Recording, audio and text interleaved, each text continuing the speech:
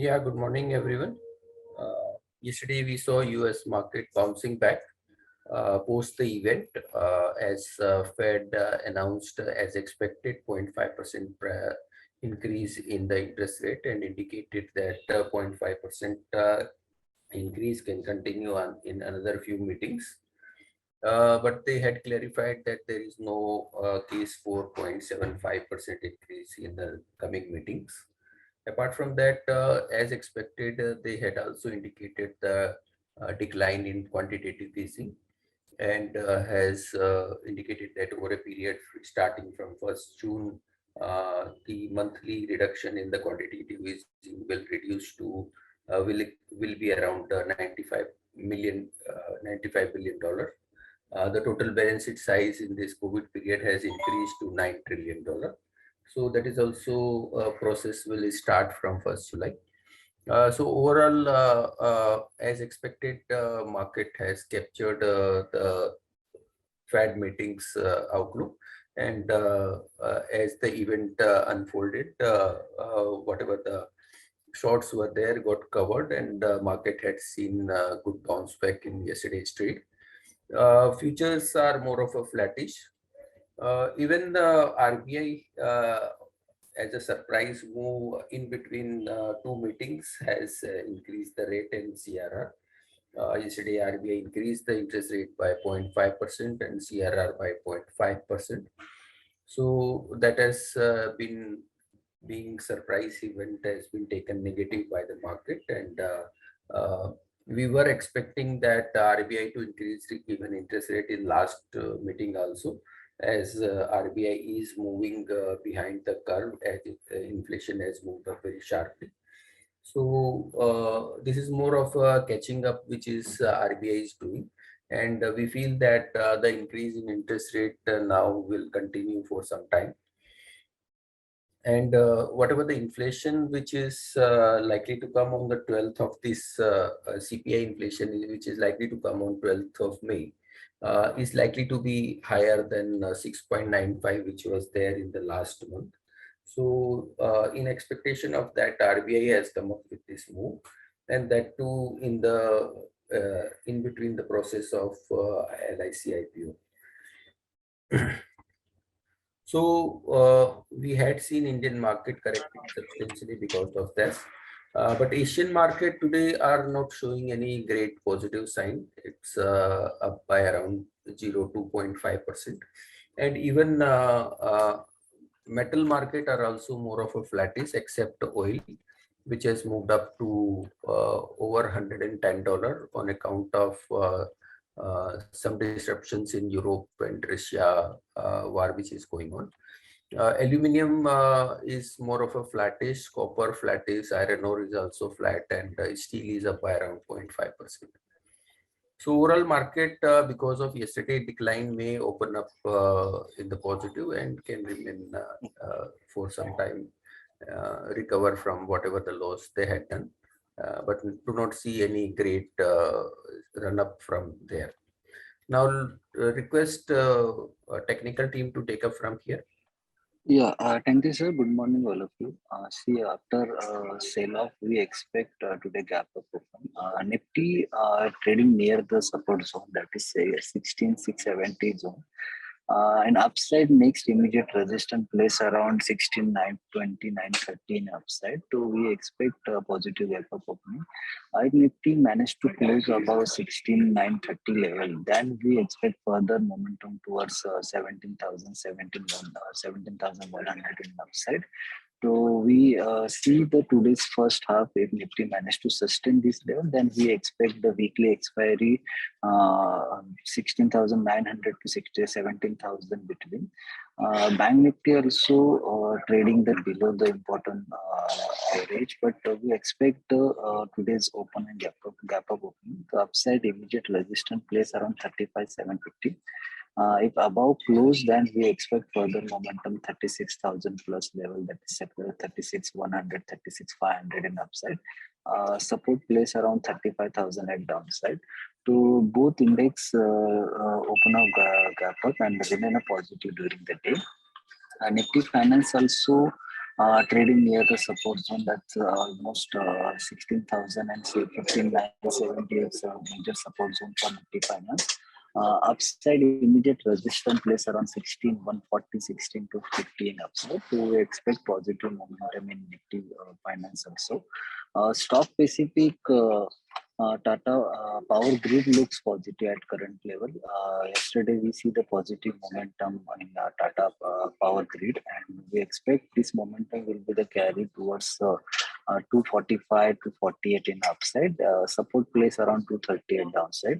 ONGC also looks positive at current level in trading in oversold zone and showing the positive crossover in RSI. So we expect bounce back in ONGC towards upside around 170 to 175 and upside. Support place around 155. That is yesterday's low. So these two stop for today's session. Derivative Bank and credit. Yeah, thank you, Vikas. Good morning, everyone. So, as per yesterday's derivative data, we have seen the Nifty has broken the major support of 16,800 level. So, till the time Nifty is not managing to give closing above 16,800 level, till that point of time, we might witness some sell-off from the resistance level. Currently, as per yesterday's trading session, we are seeing that the OI positions on the monthly basis got shifted from 17,500 to 17,000 strike, where means the position where highest to call writer position were at 17,500 got shifted directly towards the 17,000 level. At 17,000 strike, almost around 7 million positions of call writer got added up, while almost a major put writer positions got unwinded at between 16,800 to 17,000 strikers. So this is a negative scenario. So as per yesterday's scenario, we are seeing that the 16,800 will act as an important and a crucial level for the Nifty for the pullback. Once if Nifty gives pullback, manages to give close over 16,800, then only we might witness a pullback towards 16,950 to 17,000 strike. Currently on the downside, witnessing the next support for the Nifty would be 16,500 level. As I said in previous trading session also, once if Nifty break 16,800, then the next possible level would be 16,500 level. While we are seeing that on the monthly session also, the strategy which we have initiated, long triangle strategy, in that strategy also we are witnessing almost 100-point profit. So this strategy is continuously giving profit from last 6 to 7 months, while the other in the positive, while other derivative data which we are seeing in yesterday's session is PCROI. PCROI yesterday gave close at 0.65 level. So the time when PCROI came at 65 level, we have witnessed that market from that level has almost given a pullback of 150 to 200 point in the upper end, again giving a resistance around 0.85 to 0.90 level. So once if Nifty gives closing above 16,800 level, and at that point of time PCRY is also giving close above 0.90 level, then we might witness the market to get stable and some sort of a pullback is need to be witnessed at this point of scenario. As per the stock specific, we are expecting Petronet and Power Grid. These two counters are seeing a strong buy positions getting added up, so we might see some positive scenario in these two counter. Thank you. Good morning. Kotak Mahindra Bank result was above expectation. There were provision write-backs which led to the beat, and slippage ratio was one of the lowest in the banking sector at just 1.1%. And this is for the second quarter in a row that we are seeing such low slippages. So now we can say certainly that scenario has gone back to pre-COVID levels, and in fact, gross NPA has also declined back to those levels to 2.3% versus 2.7% in December. Loan growth also reached 21% year on year.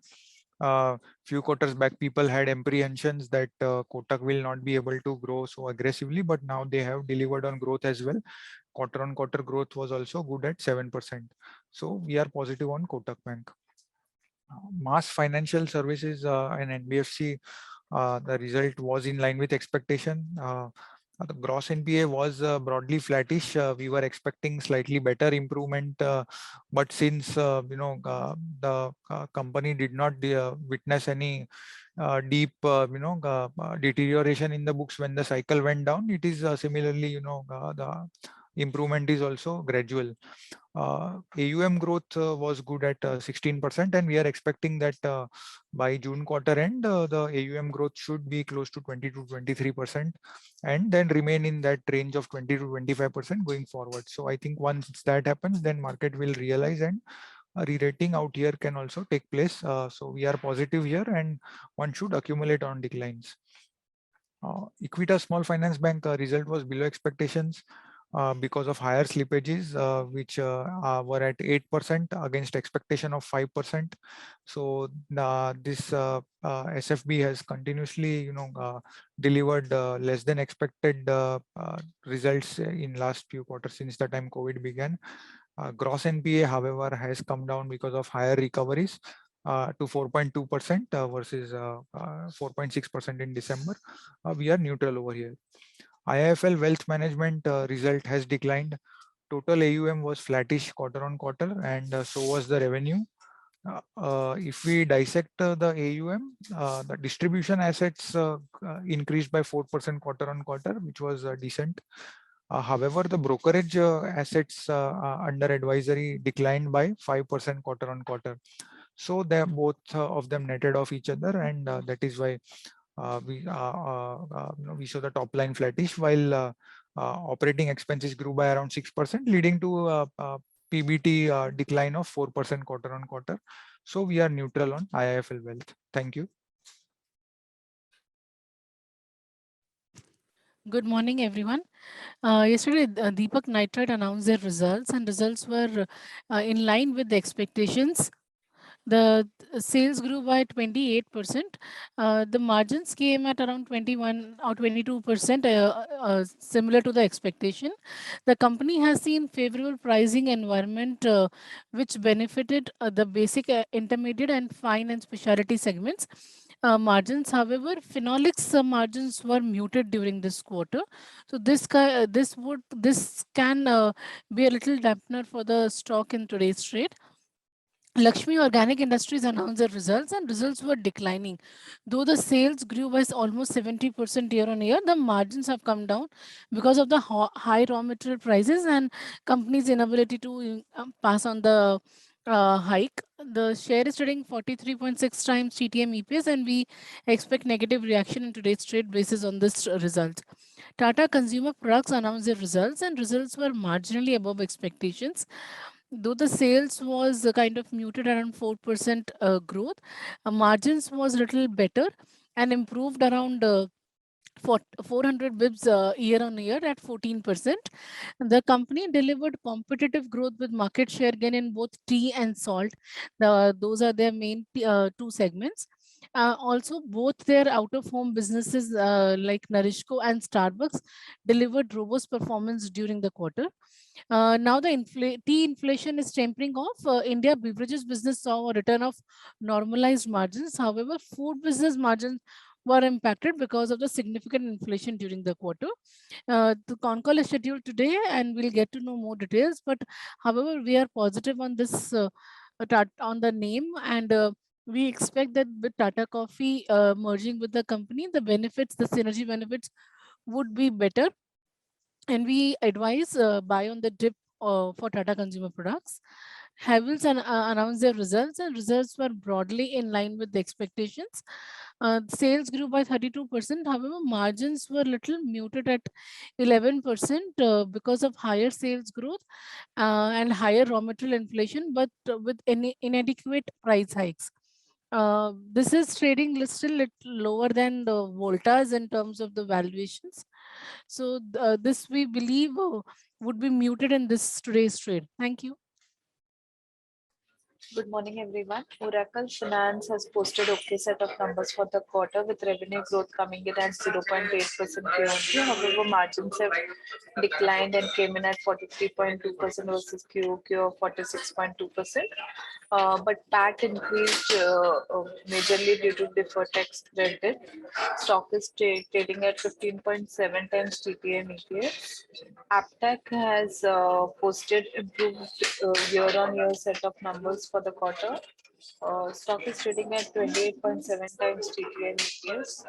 SIS has posted below expectation numbers for the quarter. However, although the revenue came in line, margins have dipped and came in at 4.7% versus the expectation of 5.5%.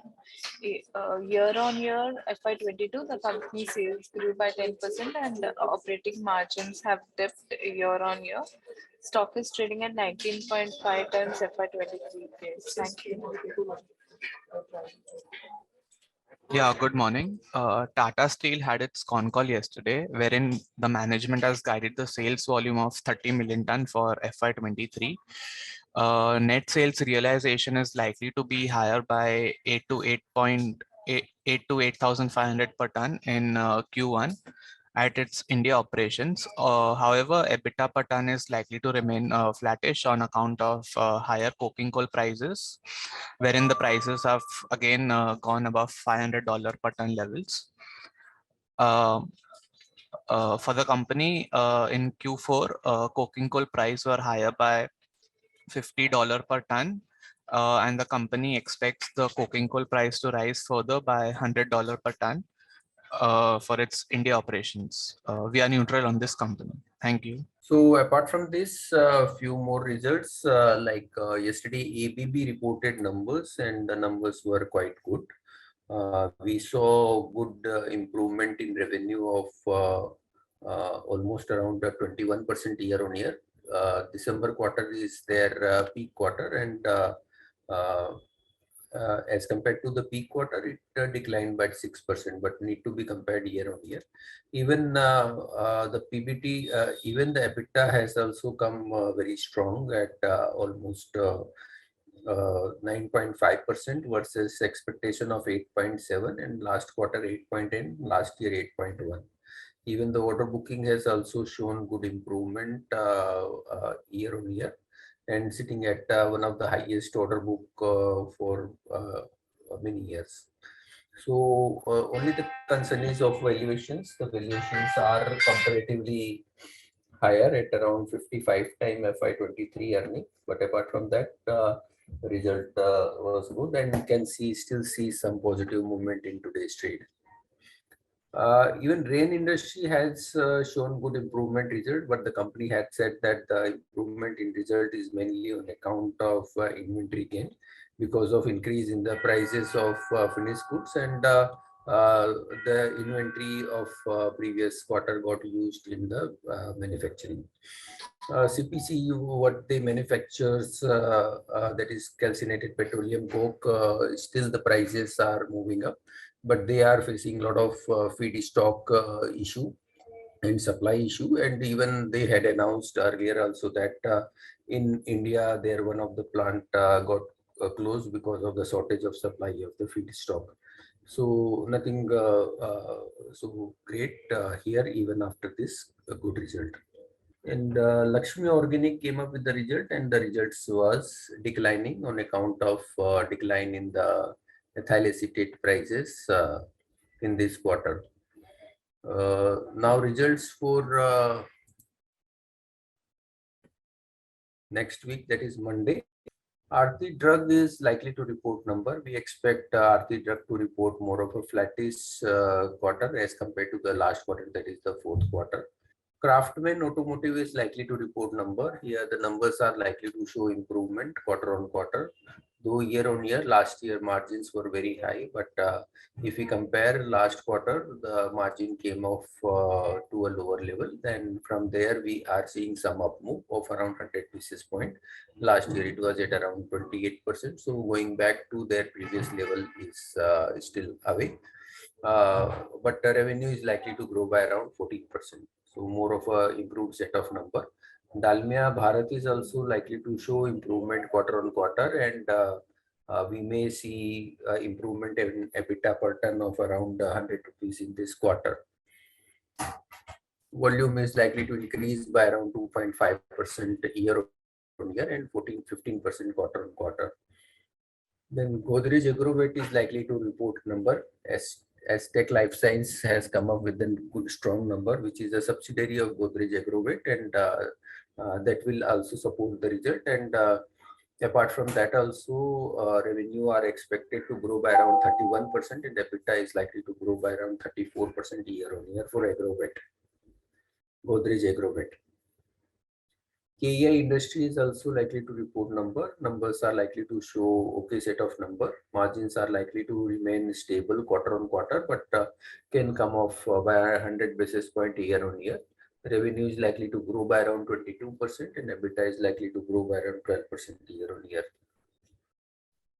Then PVR is likely to report numbers are likely to show improvement. We had seen that Inox has come up with good numbers, so quite possible PVR can also report better than expected numbers. Anyhow, because of the opening up, the numbers looks apparently quite good.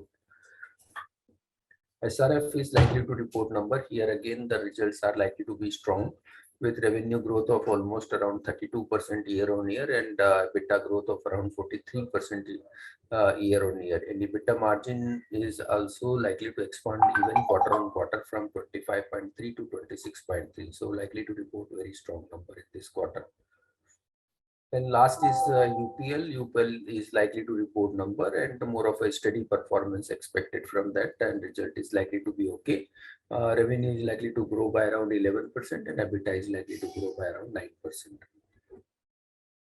So that's all from us. Thank you very much and have a good day. Subscribe to our YouTube channel for in-depth interviews of India Inc. and press the bell icon so that you do not miss our updates.